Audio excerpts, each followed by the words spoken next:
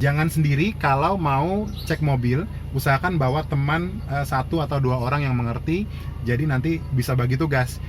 Sebelum nonton video ini, jangan lupa subscribe dan tekan tombol loncengnya agar dapat notifikasi video terbaru dari saya. Enjoy! Assalamualaikum warahmatullahi wabarakatuh teman-teman semua, gimana kabarnya? Semoga selalu dalam keadaan sehat dan tetap bisa bersyukur pada keadaan apapun. Ya, sudah lama nggak bikin video. Di video kali ini saya bukan bikin tutorial, tapi saya akan info ke teman-teman gimana caranya cek mobil bekas sebelum teman-teman ngambil unit atau membeli mobil bekas. Itu dengan cara saya sendiri. Ada beberapa part yang sudah saya catat di sini. Nanti saya akan beritahukan ke teman-teman apa saja yang harus dicek sebelum membeli mobil impian kalian. Ini berlaku untuk semua mobil impian untuk teman-teman, bukan hanya Hyundai Trajet yang ada di depan saya ini. Oke, gimana caranya? Kita simak ya. Mulai dari yang pertama, di sisi bodi atau eksterior. Yang pertama, pastikan bodi tidak ada yang kropos, teman-teman. Sudut atau ujung mobil dari depan sampai belakang lurus, tidak ada miring atau bengkok. Teman-teman bisa lihat sini, mungkin kamera agak geser ke sini sedikit. Lihat dari sudut ini, pastikan tidak ada yang biasanya melengkung-melengkung gitu atau bekas cacat atau bekas tabrak.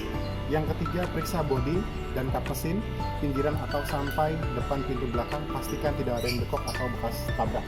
Sebetulnya bisa juga dicek kalengnya. Kaleng-kaleng seperti ini adalah kaleng-kaleng yang memang belum pernah kena bekas atau eksiden tabrakan, teman-teman. Yang keempat, pastikan dari atap tidak ada yang bocor.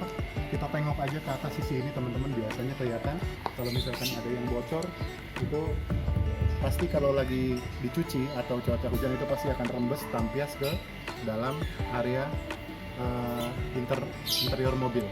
Tapi ini alhamdulillah tidak ada. Itu cek, kalau perlu manjat kita manjat. Kebetulan saya sampai, tinggi saya 182 cm, teman-teman. Jadi saya masih bisa melihat permukaan di sisi-sisi di sini maupun di belakang sini. Nah, bisa terlihat masih sangat rapi. Yang kelima, cek karet-karet pintu mobil, teman-teman. Cek karet-karet pintunya, kita buka. Karet-karetnya ini masih dalam keadaan lentur dan tidak keras. Pastikan semua sisi dicek. Saya hanya memberikan mungkin sedikit aja, nanti teman-teman bisa cek semua keempat sisinya. Cek semua keempat sisi karet-karet di mobil seperti ini. Cek semuanya apakah karet ini masih lentur, tidak keras. Dan adalah di sisi bodi atau eksterior, cek juga profil bannya. Lihat tanggal pembuatan bannya. Kalau ini bannya sudah ketahuan, profilnya dibuat tanggal bulan 1 tahun 2020. Cek semua keempat profil bannya, pastikan bannya masih layak pakai. Kita masuk ke sisi mesin. Jadi yang pertama adalah cek acu atau aki biasanya. Ini tahun pembuatannya. Ini aki saya tahun pembuatan tahun 2019. Pastikan semua fungsi-fungsi kelistrikan normal. Oke, yang kedua adalah cek ada oli bocor atau enggak. Kita cek juga dari dipstick olinya. Kita lihat olinya harus berada di posisi F, teman-teman. Kamera bisa deketin. Ini sekarang posisi kita cek dari dipsticknya masih di posisi F. Ini artinya kondisi oli tidak berkurang, tidak ada kebocoran pada mesin. Lalu yang ketiga, ada beberapa juga kalau ada oli transmisi, biasanya yang matic, teman-teman, itu bisa dicek. Tapi kalau ini kemarin juga saya habis ganti oli transmisi, jadi tidak ada kebocoran saat dicek. Lalu oli power steering, pastikan dia masih di level aman, di level max-nya. Kalau perlu kita buka aja. Nah, ini kita lihat di sini masih berada di posisi oli power steering-nya di posisi maksimum. Oke, lalu cek juga jalur air di radiator. Seperti teman-teman cek reservoir air di radiator. Pastikan nanti kalau misalkan mobil dihidupkan, pastikan dia tidak menyembur ke atas saat mesin sudah panas atau mesin setengah panas biasanya.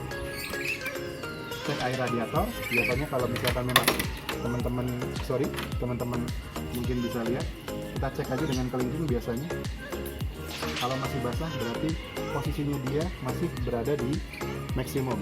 Jangan terlalu full juga, teman-teman, jangan terlalu full juga, biar ada sirkulasi atau jalur udara saat nanti menghembuskan airnya itu ke jalur-jalur di radiator. Cek fan juga atau kipas radiator nanti saat mesin nyala, pastikan berfungsi baik otomatis pada suhu tertentu. Biasanya fan radiator itu akan menyala.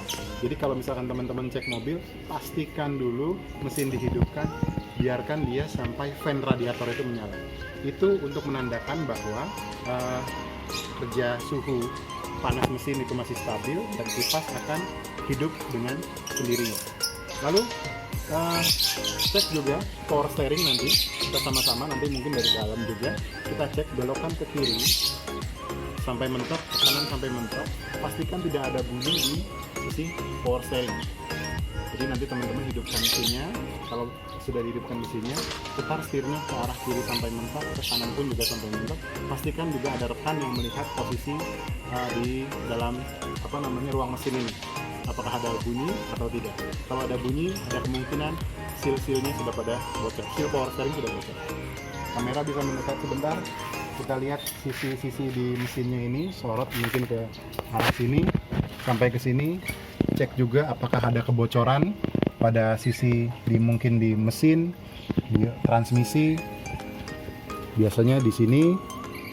Cek juga di belakang sini, biasanya apakah di jalur-jalur radiator itu ada bocor air atau tidak.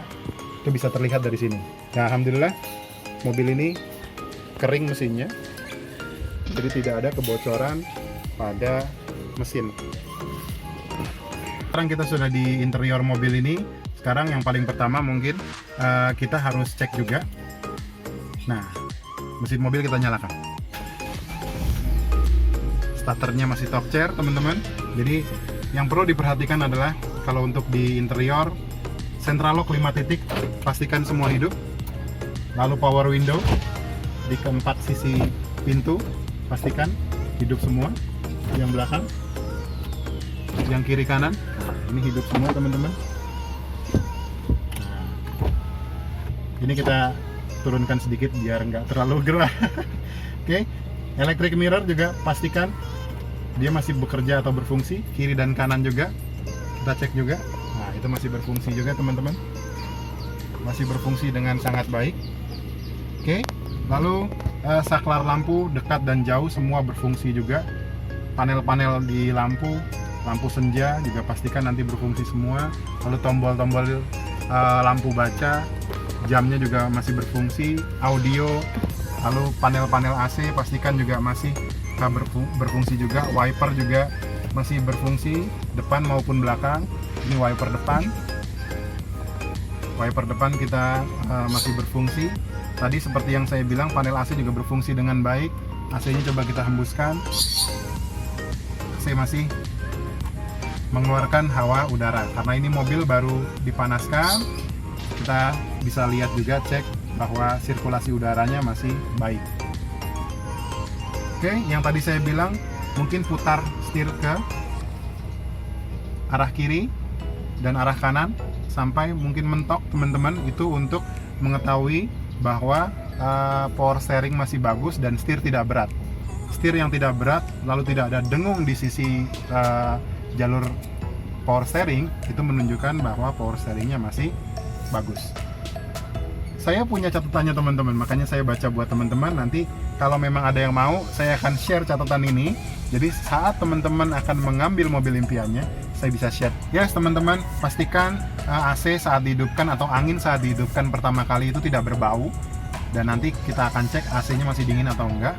Terus yang selanjutnya adalah lihat juga panel-panel yang ada di dashboard saat tadi pertama kali mesin akan dinyalakan atau dikontak, itu semua indikator masih menyala. Ini seperti saya, ada pintu di sebelah kiri terbuka, ini indikator masih menyala. Lalu parking brake itu juga masih menyala. Lampu di speedometer juga masih normal, masih menyala.